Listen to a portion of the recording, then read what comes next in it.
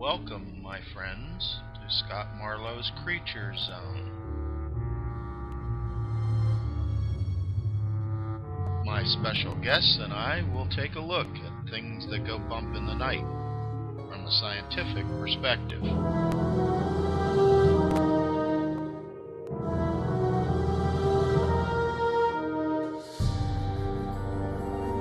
Join us now as we delve deep into myth, legend, and folklore to uncover the truth about creatures that science would prefer to forget or ignore.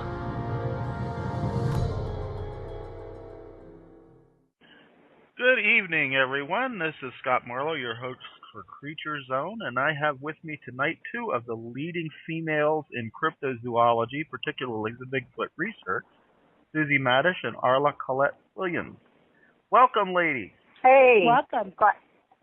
Glad to be here. We're so glad to have you. Let's get a shameless plug out of the way first.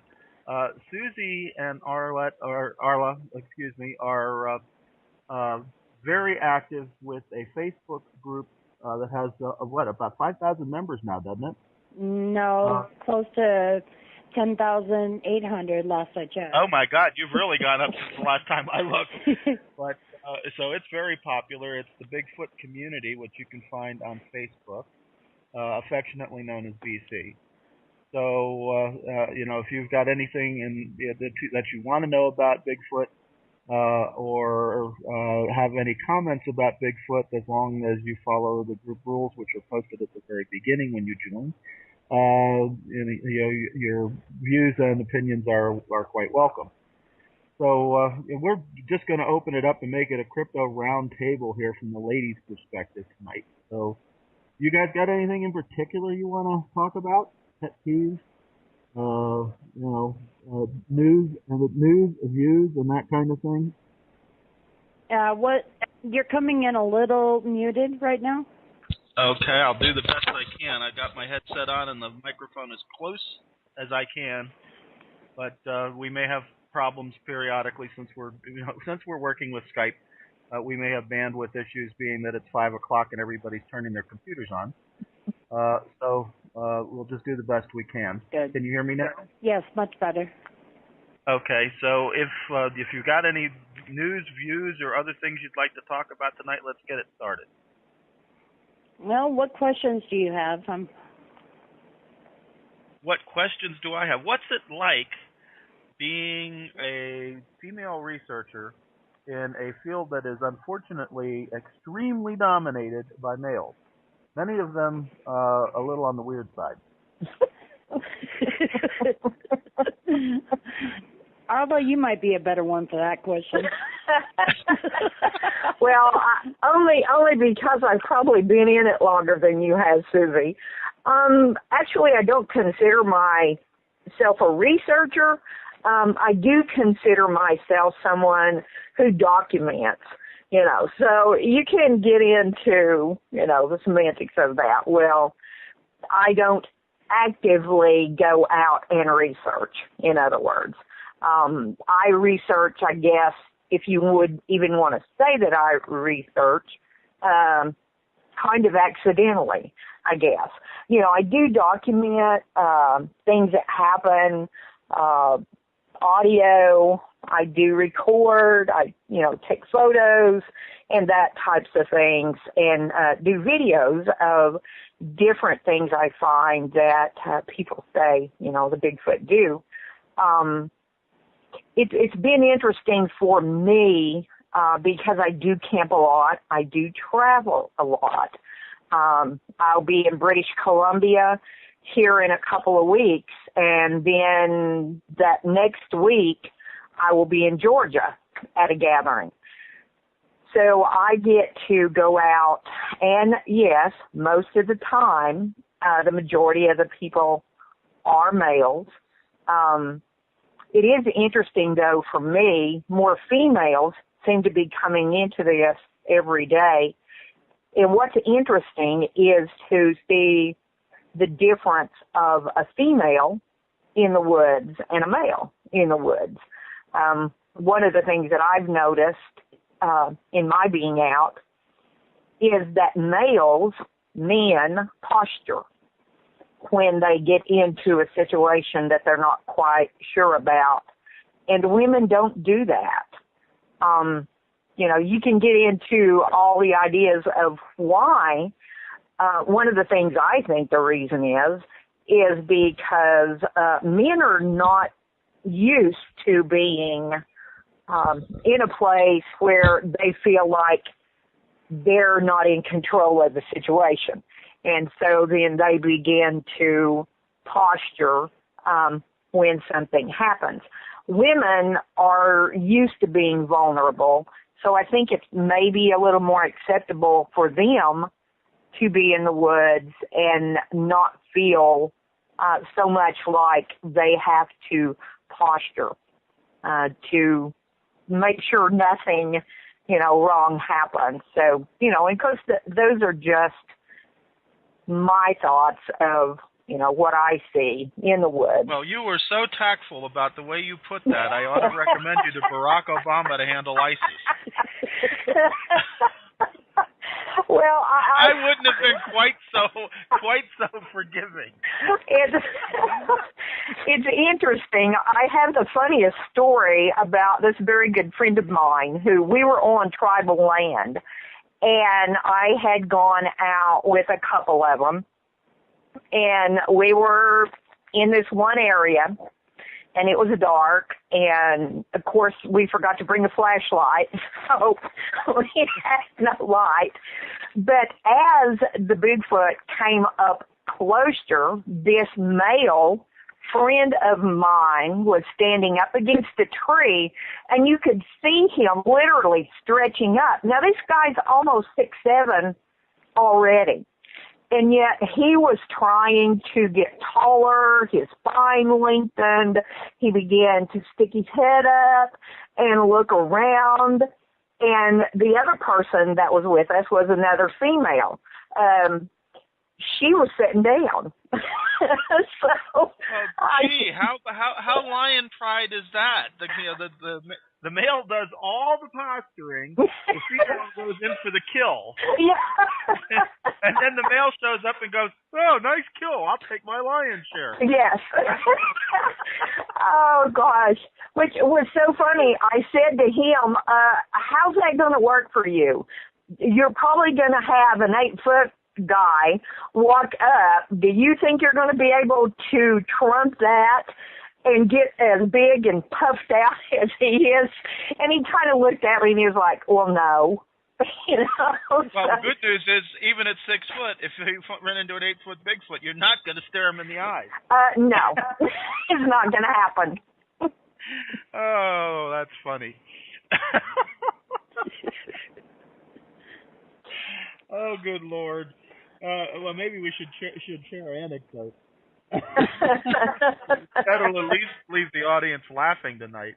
That's a classic story. Oh, I've got some good ones, me being a female and being in the woods with males who become afraid. Oh, yeah. Yeah. Well, yeah, I can tell you a few of those myself. Yeah. We've had an experience with one Bigfoot researcher. I use the term loosely, who happened to be a corrections officer, and we had an encounter in the Green Swamp that was almost certainly, one of them a swamp ape playing around with us. And, he's big, tough, gruff. I got to carry a gun with me everywhere I go. And of course, this is back when I could actually move a little bit faster than I can now with my bad leg. But, that we see some movement, and I charge off into the woods after him, and he makes an excuse to go home to Mama. Yes. Yes. It's so typical. Well, yeah, and the interesting thing is, I've literally been in the woods with probably hundreds of people at different times and across the United States. And I don't see that happen with the women that I've been in the woods with. Now, they may, step back a little bit, but none of them have ever tried to crawl on my shoulders like some of the males have. So that sounds like my cat crawling up on my shoulders when the guy on the lawnmower goes past. Yes. Yes. So, as to why, you'd have to probably talk to a psychologist to get to the bottom of that, but it is just something that I've noticed. We'll leave that one alone. Yeah. We'll leave that one alone. We know all about that type.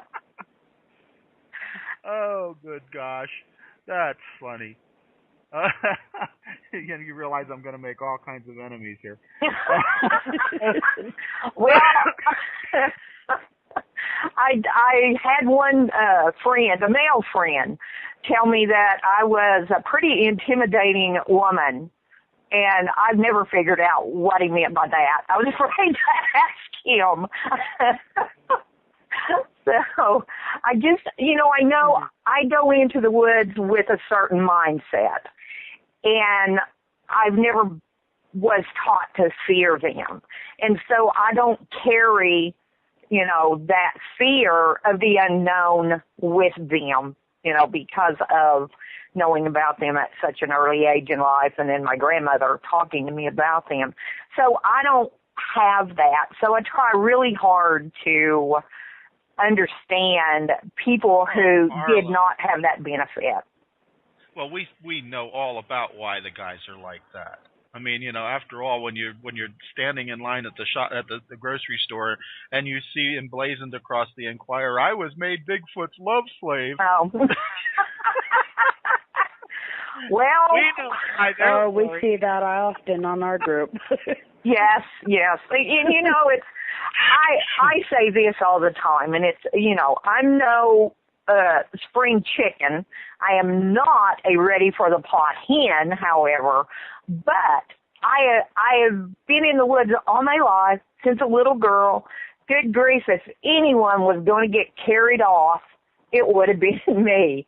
And so far, I haven't. So yeah, it's an amazing thing to be in the woods knowing that they're there. Yeah, it is. And I've when I was young and I could handle myself, I had no problem going in the woods a lot. I've always gone in the woods, and I've never had an issue. Yeah. And I've been confronted by wild animals and whatnot, but knowing how they behave, I know how to deal with them. Yes. So there's just nothing really out there to be afraid of if you know what you're doing. Of course, these city boys that go out there to play the weekend warrior bit, who don't know anything except what they see on television. Yeah. I could relate. Yeah, about the only thing that I fear in the woods is another human. Yeah, well, that's the only thing you fear in the woods. So that's a sad thing, but, I spend so much time alone in the woods. I'm always very careful and always listen very good and, look for signs of, has somebody else been through this area or whatever. So, I just, you have to be careful. You do. Well, what I've learned is, the more time you spend in the woods out with the big guys, the more relaxed it seems that you begin to feel, because from my first experiences, going out in the woods and researching and looking for signs, you get that feeling that there's something watching you, and it makes you really nervous. And I think a lot of people don't know how to deal with that. I think it takes time and practice. Like with you, Arla, you've spent thousands of hours in the woods, so you're probably a little more at home than the average newbie would be. Oh, yeah. That's how I look at it. Yeah, you're exactly right, Suzy. It's what you know and what you're comfortable with. I say all the time, too, if you drop me down into the middle of a big city, I would be in trouble.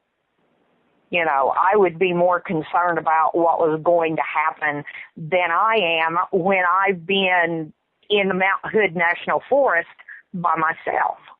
You know, you're in your element versus being out of your element is going to make anybody nervous, especially when they're around and you can, anybody, that natural instinct that you can feel that they're there, that you know that you're being watched. That's what I think triggers people to panic.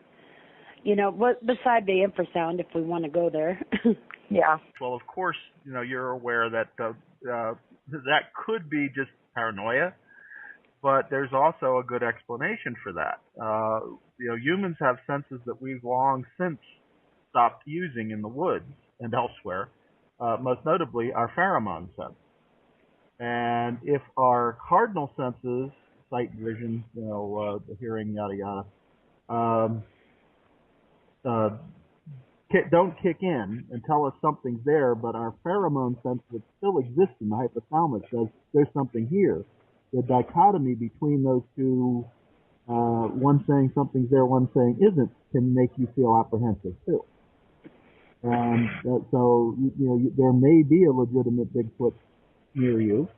I kind of like taking a dog with me on a first run to a place because dogs, of course, have much better senses than we do. And when I did this thing in the Green Swamp I mentioned earlier, we had a female reporter with us who brought her hound dog. And that hound dog is, she lives right on the Green Swamp, so that dog's used to the gators and everything else that you're going to find in the swamplands near here, so nothing fazed that dog.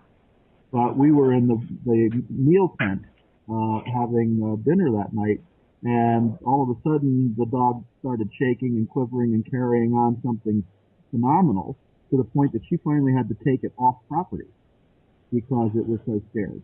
Now that, to me, says something's going on. Yes. It's a lot of people to say, don't take your dogs in the woods. Well, I have a bull mastiff who has traveled with me from Georgia to Washington State, and she goes with me into the woods. She always has, ever since she was born. But, she has the advantage of being around the Bigfoot some. And, of course, with me, I always taught her to be respectful. She's never off a leash. She's always on a leash when I am in any other area other than letting her go in the fence pasture. And so, she's amazing. We sat last year in Georgia at a gathering, and I've always called them somebodies to her because she can hone in on where they are. And from the time she was little, I would say, is that a somebody? And so now I can ask her, where's the somebody? And if they are around, she will find them, not leaving me, but she will find them by smelling and I'm sure hearing or however she does it, and pinpoint them. So she knows exactly what's going on in the woods because she is respectful and always on a leash. She's not a threat to them. Yeah. So... Well, that's the part that would worry me, though, because from the Bigfoot's perspective,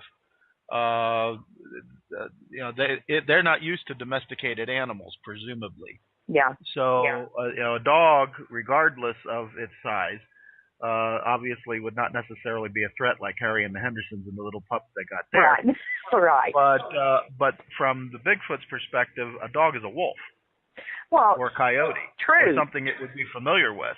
True. So they may not respond very well to them, and that's what I would worry about. Well, the interesting thing about that is, if you've got your dog on a leash, your dog is not going to create a problem for the Bigfoot, or you're not going to create a problem for your dog. And the thing I tell people all the time, they say, Bigfoot's going to eat your dog or Bigfoot's going to do this. And, I just say, hey, you know what?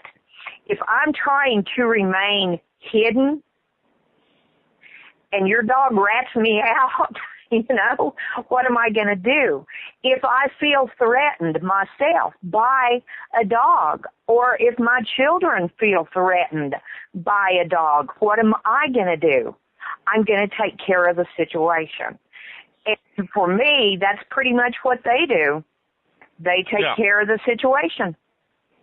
Yep. You can also go on that hearsay that people have seen Bigfoots running with coyotes, or wolves. You've heard that. I've heard that. So there's a lot of things, that out in the woods that go on that we are not aware of yet, in my opinion. I take my dog too. I'm like Arla. I keep her on leash though. And down here we, with the swamp ape, the stories that involve any canine is always the dogs come running with tail between the legs and don't want to go back in the woods. Yeah, there's that too. I keep mine on leash. There's always going to be a variable, no matter what the situation is. I just know keeping her on a leash has helped tremendously. In keeping her safe and helping the Bigfoot not to feel like she's threatening them. And, so that's my main concern. And that's what I try to tell people. If you're going to take your dogs with you into the woods, please be responsible with your dog. You're putting your dog in jeopardy if you don't do that. And you're putting the Bigfoot in jeopardy too, from my point of view. So, just be responsible about what you're doing when you're out there. Well, yeah, that definitely applies, but not just to dogs. One of my pet peeves is alcohol. Oh, yeah. Yeah. It's awfully hard to do valid scientific research if any member of the party is imbibing the good stuff. Yeah. Yeah, that's, anytime you alter your senses with whatever you alter it with, it's going to be harder for you to make a determination about something. And that's something I don't do. I don't, if I'm out in the woods just walking around looking for signs or whatever, I don't have anything to alter, my perception of anything. I try to always be clear-headed about, what I'm doing. Perception is one thing, but we also seem to have a problem with people tending to get out of control and a little on the loud side. Yes. We've had circumstances where we've gone out with the student group and done camping, and we've had to draw permits and all of that good stuff. And then we've had other people from a research organization that shall remain nameless show up to crash the party and proceed to camp a few hundred yards from us and spent the entire night tilting them back to the point that they became so loud and boisterous that any self-respecting animal wouldn't stay in the area, number one. Number two, the rangers came out in the middle of the night thinking they were with us to find out that they weren't, and summarily ejected them because a rancher with a cattle ranch over a mile and a half away from us called them to complain. So, these are reasons why I don't like that. Yeah. I don't mind a beer or two, but when you get that rowdy, you have no business being in the woods doing any research of any kind. No, you're just out partying. You're not really trying to figure out anything. You're just out partying and having a good time. So anything that you bring to the table is already skewed, more than likely. Yeah, I mean, they're just using Bigfoot as an excuse to go party. Yes, and, I see that a lot. Again, that's disrespectful to the animal. It's disrespectful to other people doing the research. And frankly, it's disrespecting yourself because you're lying to yourself about what you're doing. Yeah. So, enough of that soapbox. On to something else. So, what's the latest, Suzy? Where do you want me to start? Start with the latest posts that are exploding all over BC. Again, where do you want me to start? Just kidding. Come on! What other than subjects that we don't really want to delve into? What's the hot topic, and we've got everybody's dander up on BC right now. Well, right now the hot topic is just a post on the 3 different types of researchers. Help me on this one, Arla. It's if you're a knower, or you're not, or a non-believer. What was the third? A believer. Yeah. And that. Or a knower is because you've actually seen one.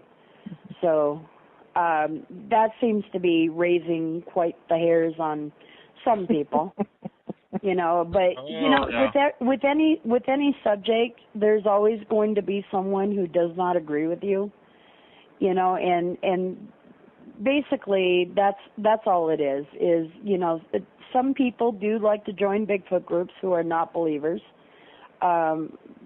simply for the fact of placing an argument and seeing who they can get on the upset side. I'm trying to choose my words carefully. Sorry. Especially for those people who have no life on a Friday night and like to tip a few back before. I mean, I've encountered those myself. Yeah. Well, we call that drunk Facebooking. Yes. Where they come on and, there's no such thing as Bigfoot. Well, my first reaction is what are you doing at a Bigfoot group? Bigfoot community is open to everyone. We don't close our doors to anyone, no matter what stand you have, because it is a community, and that's what communities are. We're not all there to agree with each other, but we can be respectful with each other, and that's where Bigfoot community has its issues, is because we take a stand on making sure that everybody stays within respect of whatever post is being discussed or whatever topic is hot at the moment, because you've got all every Tom, Dick, and Harry coming in saying, well, Bigfoot doesn't exist, or Bigfoot doesn't cloak, or you name it. We deal with this on a daily basis, and it does help the research to an extent, because when people disagree with us, we're able to debate it in a respectful way and try to show people that there's more to the subject than just a big ape running around in the woods. It's not just a rumor, it's a fact. And that's just something that we deal with all the time. Arla knows what I'm talking about. So do you, Scott. You're a member. It's not easy. It's not easy, but it's a part of research, and we enjoy it. That's why we keep going. We don't always enjoy it because it can be difficult at times, especially for admins, but it's a learning process for us all. Not just the members, but the admins too. So, you're absolutely right, though, about disagreement, especially on Facebook. All you have to do is post an opinion and wait. Well, like I say, it's not, what I'm trying to say, Scott, is it's not necessarily a negative thing when someone disagrees with us, because, again, it opens up opportunity for good, healthy debate. Good, healthy debate. I don't know about you, but I learn from it. Well, it's the Native American thing. It's not what you say; it's how you say it. True. Yeah, very exactly. True. Exactly. And for me, most people who hear me talk one time get a very definite idea of who I am as far as my belief about the Bigfoot. It's interesting, though. I used to be on one end of the spectrum. I've kind of moved a little bit closer to the middle, not because I've changed what I say, but because there are a lot more people in this now. And I love the fact that in BC, anybody can ask a question. Anybody can question me on whatever it is I post And it's okay as long as it's done in a respectful manner. I've never minded for people to ask me any question whatsoever about what I bring. If I was someone else, I would, maybe question what it is I say. And there again, I always tell people, you don't have to believe anything I say. I'm not here to try to make you believe or that you have to believe what I'm saying. I'm just going to share what my experiences are. And, we're open here to talk about this. Let's talk about it. Bring to the table what your thoughts are, about what I've said. And let's look at this in a respectful manner. And when that happens, there are some of the most awesome threads on BC of all kinds of opinions being stated. And I love that. I love to see the differences in how we think as humans. We're quite a unique species as far as how we think about things, for sure. Well, that's one of the reasons why, if not the reason why, I'm sure you've got 10,000 members.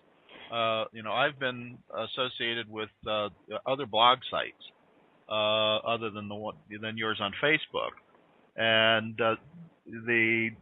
most of them run a laissez-faire kind of thing where there's no moderators to speak of, to keep the peace, and even if there are, they allow some of the most degenerate commentary that doesn't provide any information, but just becomes a personal slugging match between people of different opinions, and they get vicious and nasty. And why on earth would you want to subject yourself to that kind of situation? Yeah, exactly. You're trying to provide data. It may be valid, it may not be, but at least put it out there, which is what science is all about. And of course, people are going to pick it apart. That's what the scientific method is. But it doesn't need to degenerate into, oh, you're a pedophile, or you're just a jerk, or you're a drunk, or all this crap that comes up when with some of these idiot blog sites that really shouldn't even be out there, in my opinion. It's just ridiculous because it doesn't contribute anything positive. Right. Well, that's exactly one of the reasons why I created the group in the first place. I mean, I had several, but one of the major reasons that I created the group is because I did sit back in other groups at one time. I mean, I still do, but I mean, before I actually came up with the idea to make Bigfoot Community, I watched other groups because for me, I'm landlocked where I'm at. I can't go out and research in the field every day like I'd love to. For me, my research is limited from when I can go and travel. So most of the time what I do is I go around different sites and I read different sightings or different incidences that have happened. Or I read books. I get as much material as I can. And when I was doing that, I would see all this fighting and this, just anger towards each other, with different researchers trying to show what they have. And I thought to myself, there just has to be a better way. If some people are landlocked like myself and they don't have, the resources or the time to go out in the woods and do what they want to do, but they have the passion and the love for learning about Bigfoot, then there needs to be a place where people can go learn and read and share with other researchers and progress in our knowledge with Bigfoot without having to be called every name in the book. And that was one of the reasons why I created Bigfoot Community and have the admins that I do, because they feel the same way I do. We want to have a place where people can come together because, with our group, we have a lot of networking going on. We have a lot of people meeting up and going out in the woods together from meeting on Bigfoot Community. And that's a major tool right there. It's not always safe to meet up online with people and go out in the woods with people you don't know, of course. but you get to know these people pretty well. Some of my best friends now are from that group, so I don't know. I have to say that's true. I mean, I haven't seen too many people in your group that on Facebook that I wouldn't feel comfortable in the field with. Now, Facebook in general, there's some pretty creepy people out there that I wouldn't want to meet anywhere. I wouldn't want to meet them in a coffee shop during the daylight, especially in the woods. And that's one of the things that's nice is the group really is extremely scientific because one of the things that you like to do in science is you make a discovery or you make an observation. You want to post it on the wall and have everybody say, okay, well, what you're saying is valid, or I can't get the same results, but I did get this one, or I don't agree with you for this reason, and the multiple points of view lead you to a good theory. Well, you don't get that with people who, if you don't agree with them, their hackles are up, and then they want to attack you.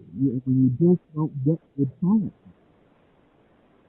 So, I have to applaud your efforts, and Arla, for you being involved in it as well. You're doing the right thing. There's not any question in your mind that that's what's happening, is you're doing the right thing. And I just wish more groups would emulate that. And let's make them a raw session. And, especially I joined as a group, so this is just a certain amount of stuff together. And the part of many of the males in the business.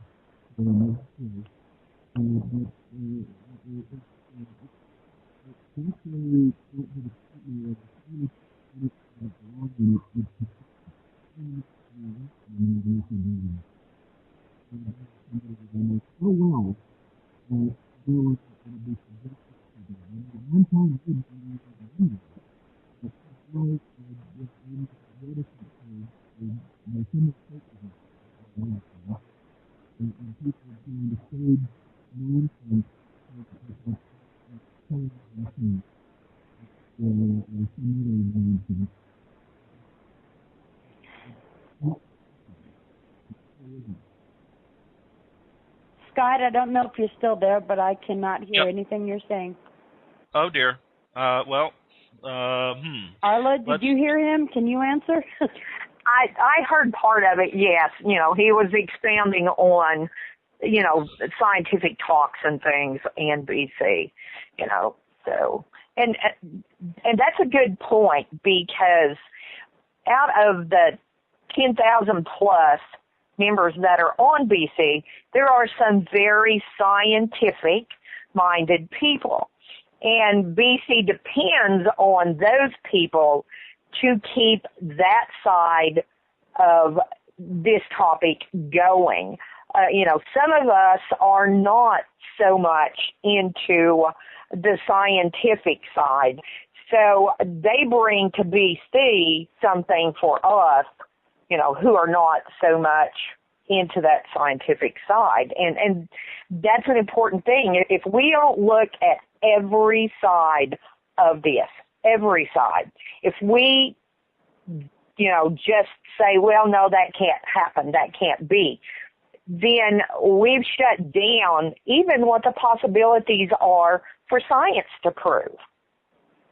So we just, we have to look at everything. If we do not look at every possible thing, then we will not know the entirety of it. Oh, yeah. And that's something that we will always make sure that BC does is we don't want to be just one-sided. We don't want to just be talking about cloaking. We don't want to just be talking about science. We want it to be open to everyone. Whatever, almost everyone. There's certain subjects that we will not discuss, of course, but we just want to keep an open mind to everyone. So we've been accused of just being cloaking. That's not true. We talk about cloaking. We talk about the scientific. We talk about whether it be ape or human, or more human, I should say. we just keep an open door and an open policy as long as everybody remains respectful. It helps a lot of researchers in the end, and that's what's important to me and to all the admins. Yeah, for sure. And here's the science end of the thing. When we talk about humans are apes. Well, yeah, you know what okay. I know what you mean, but I want to make it clear to the audience. I just want to make it clear to the audience, because most of them know that I'm into anthropology, and I would get hate mail up one side and down the other. Yeah. We are primates, but yes, ma'am, with a differential within the primates. We are different from the other primates, in other words. Okay, then to change the wording, some people believe that Bigfoot is more of an ape, and some people think that Bigfoot is more of a people. I guess that's a better way of putting it. I'm on the people side. There's man-ape and there's ape-man. So, yeah, pretty much. Depends on which side you fall out on. But in that particular instance, it just means that they're more closely related to the genus Homo among the great apes. Yeah. And and then to clarify again for my anthropologically challenged friends, a primate could be a loris, a persimmon, could be a monkey, could be a great ape, could be a gibbon, yada yada yada. All apes are primates, but not all primates are apes. Right. Right. That just so everybody's got that straight. And the major difference between the two main groups, which are monkeys and apes, is apes don't have tails, monkeys do. Book too. I've been very happy with the reviews. A lot better than I thought they would be. And then, of course, I have the first out of my new series of children's books, which are actually teaching books using two hairy boys and their grandfather and the other animals that live in the woods with them. And Thomas Finley, the most wonderful Bigfoot artist, and artist of anything actually, has done the illustrations for me in the children's book. And he is doing, he's already working on the illustrations for the second children's book that I've got written. So we'll be coming out with that later in the fall. I am so excited about those. Wonderful. I've seen some of his sculptures too, and he's really great. Yeah, he is. He's super guy too. Oh my gosh, I couldn't have gotten anyone any better than Thomas to be compatible with what I wanted to present in these children's books. He has just taken the characters that I have and brought them to life through his art. It's just amazing. Yes. Yeah, I'm fortunate. I know an artist also who's over in Indonesia, in Singapore. And, he's Peter Lowe, and he's absolutely outstanding. And it's so hard to find an artist to illustrate for you that, really can get into your head and do such a great job. Exactly. Well, I have an artist I work with too, Rob Roy Menzies. He's awesome. Rob Roy is good too. Yeah. He is. Yes. The Bigfoot community is full of fabulous artists in all walks. Even though Jason Shannon, the one that does the sculptures. Mhm. Yeah. Yeah. For sure.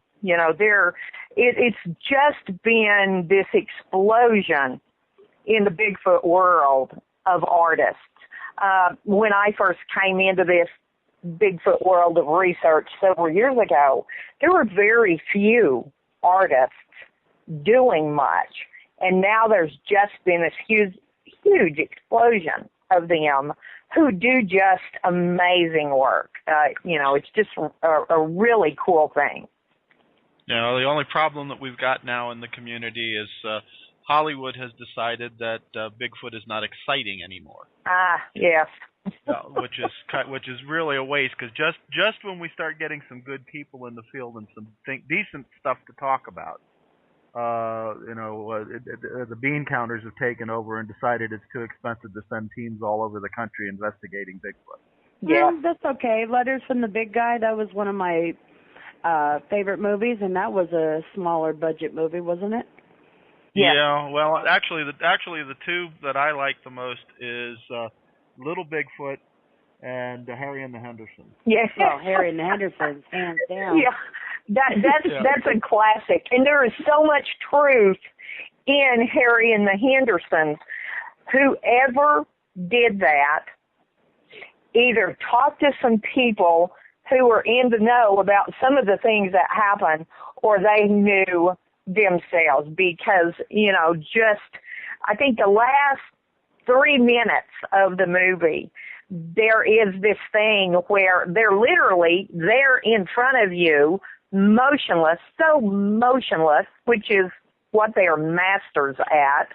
And then all of a sudden, whoops, they've moved. And that is so much like how it really is. It's just amazing. Yeah. And that's very true. Actually, I wish they'd do Harry and the Hendersons, too. They need a sequel.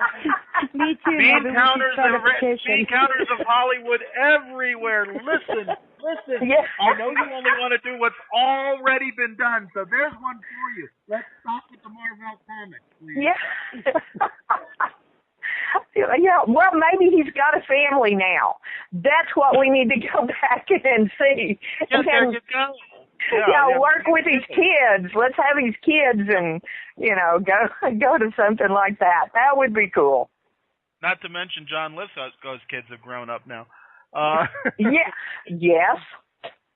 Yeah, of course. I think Don Amici's still with us, but I haven't checked recently, and I haven't seen anything indicating he's gone bye-bye. So he could make another cameo at least. Yeah. And that's fun because he played a great role in that. I mean, he really did a wonderful job. But anyhow, I hope Hollywood's listening. Yeah.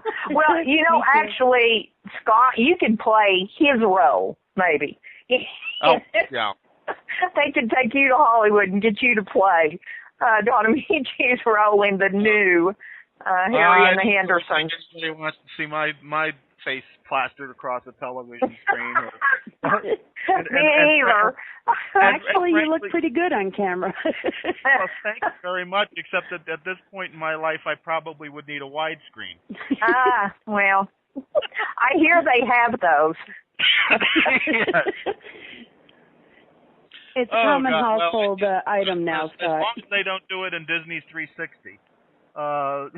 Yeah. Oh, gosh. Anyway. It would be fun. It really would be fun to do it again. And, recasting the movie would be incredible, too. So, anyway. On to a more serious subject, I hope. Yeah. Got in mine? Yeah. No? Oh, dear. I can't hear you. You can't hear me? You're in and out for some reason. Yeah. Well, it's bandwidth, and it's the time of day. I should know better than to schedule anything for 5 o'clock. Yep. It'll work great all day long, and then when you need it, when everybody in the neighborhood is, tuning on the roof, yep. it just goes south, even though I've got high speed. So, what can I say? We'll just have to try and manage. Yep. Anyway, so any other thoughts, any other subjects that have been a hot button, a big issue? It's very interesting because from one of the things I've seen since I've been in this, we go in these cycles of there's something that comes up in the Bigfoot world that just totally gets everybody in this frenzy of something going on. And it's like you've got all of this side coming here and then this other side coming together, and it's like there's somebody stirring the pot to bring in all of this activity to whomever brings this, thing to the Bigfoot community. And then you have these lulls, which is kind of what I see us in right now. We're kind of in a lull. There are some things out there, but for me, it's not something that I even, think about or consider outside the realm of Bigfootdom, which is what I call the Bigfoot world of people. But it is interesting that this Bigfoot world of people can be stirred into a frenzy over things. It is just amazing. And I don't know how the paranormal groups or UFO groups or anything like that, how they react to those types of stimuli. Maybe you can... They're not well. It's pretty much the same. Is it? It's pretty much the same. Somebody grabs a recording. I mean, and the recordings always drive me nuts because most people can't tell the difference between a buffalo snort and a heron call and a Bigfoot or a swamp ape. Yeah. So or any kind of ape for that matter. But it's remarkable. On the other hand, there are some things out there that, especially in the recording field, that anybody who knows a primate knows bloody well what they sound like and can sound like. And, coyotes are really good mimickers for some things. Yes, they are. Frequently hear coyote calls that people are trying to attribute to Bigfoot. But there's several out there that I've heard that there is no way it could be anything else. Yes, exactly. The interesting thing, too, about doing recordings, you can do a spectrogram on one. And that's going to tell you if that is into that Bigfoot range of how the hertz that is, designated. I think Monongahela is really good at doing that. Alex Midnight Walker is another one who's very good working with the spectrograms. I think Stan Courtney probably does some of that too. And so, it's easy to take it that next step if you've got a question about what you're hearing, and see. I know Monongahela was the first one I worked with on my audio. And he had heard something that I posted, I think in a group, an audio. And he did the spectrogram on it. And it is the audio that I call Hi Guys. And it is me interacting with one of the big guys. And they do what I call a greeting grunt. It's a sound that they do that lets me know they're in the area. And that particular night, I was laying on my cot, and I heard that grunt. And so I waited just for a second to see if I would hear anything else, and then I greeted them like I do. No big woo words or anything. I just say, hi, guys. And he came back with something that sounds like a howling hello. And then, of course, it sounded so funny to me, I laughed at him. And Monongahela heard that and did the spectrogram on it. And he said that is no known animal. It is not coyote. It is not wolf. It is not all these other things. And it falls into that range that has been assigned to the audio range of Bigfoot and the sounds that they make. So, I just tell people, hey, if you've got something, have spectrogram done on it. That's going to help you, and it's definitely going to stop some people from coming up and getting in your face and saying, oh, that's just a coyote, or, oh, that's just a this. You can take that and say, well, there's always a possibility, but this is what this says.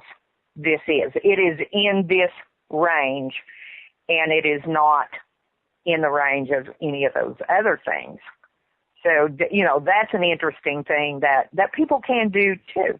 Because, I know for certain the coyotes and the Bigfoot can sound a lot alike because I hear it a lot. Yeah, but you're right. The spectrograph will be able to tell the difference because the Bigfoot being a larger animal and having a more human-like voice box is definitely going to have a deeper timbre to their sound. Yes, yeah. You know, and there are other anomalies too within that range that kind of shows you this is not a known animal sound that we know and have documented. And so when you begin to learn to pick up on those things, you know, then you can say, you know, yeah, this is a Bigfoot. Now, can you say 100% that this is? Probably not, unless you saw them do it, you know. Yep. But at the same token, there's been enough of this done through the years and enough research into this that, you know, you're going to be able to know just pretty sure that that's what's going on here. So, ladies, final thought. Not Jerry Springer-ish, but final thought. Hello? I'm thinking. Hello? Big no-no on radio. Dead air is a no-no. Yeah, that's true, because you can't see.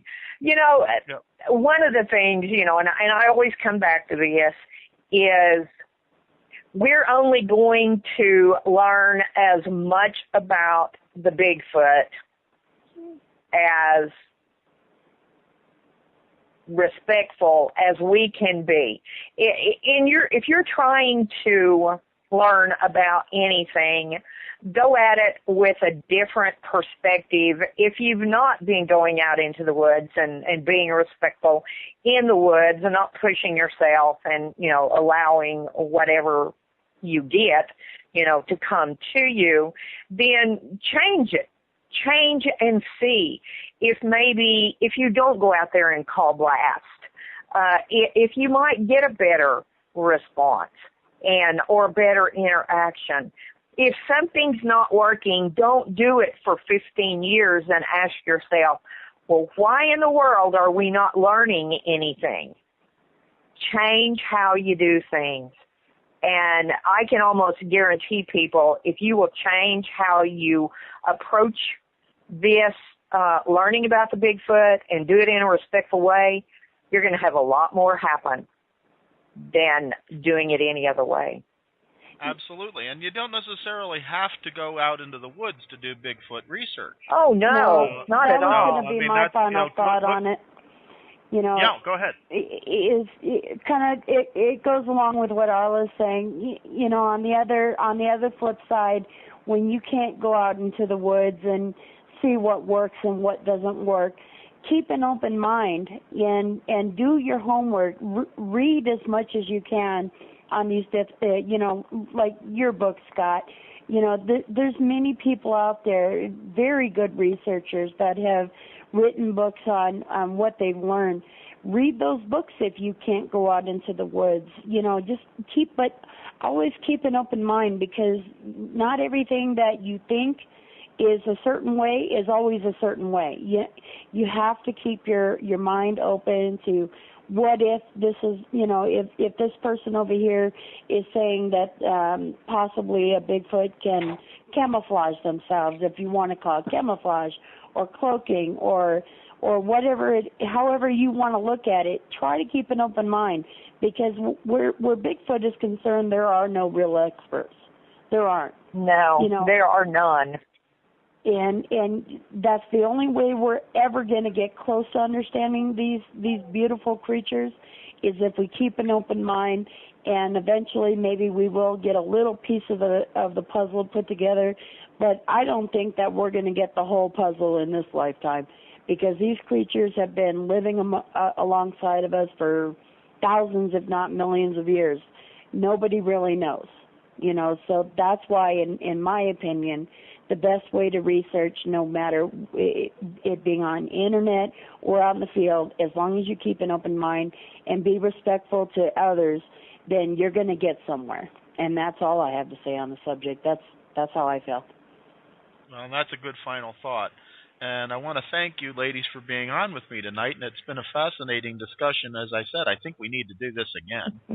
Awesome. And you know, I will be back in touch with you when the time's right, and I'll try to let you know when this show's going to air as well. So you can post it and do what you need to do with it, so that you can let the BC members listen in and enjoy as much as I have, having a chance to chat with you and chew the fat. And you're a great host. It was awesome, Scott. It was awesome. Well, thank you. Thank you so much, and we'll talk to you all again very soon. Good evening, folks. This has been Scott Marlowe and my guest Suzy Matiash and Arla Collette Williams discussing the women's view of Bigfoot research and the Bigfoot community. Good evening.